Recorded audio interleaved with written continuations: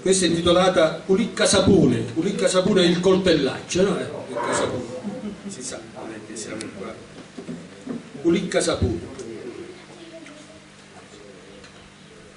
Miso rintra e sacchette da bunaca, ricavosi, ingagliato una corria, portava cuido sempre e pronto all'uso una specie di licca sapone.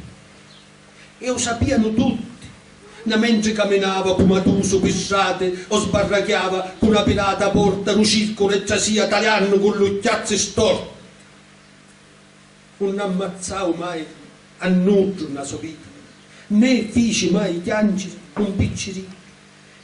Solo una volta, mentre ti portavano a San Leonardo in processione, si ti piantava un costo per difenderlo e venne allontanarsi. Morì a 61 anni, mozzicato di lapo. I freni si mangiarono piccigliori. A mattina al quarto giorno, solo Pippa che l'assistia pulsava un letto. Un stinnigliaro, vistuto e senza scarpe.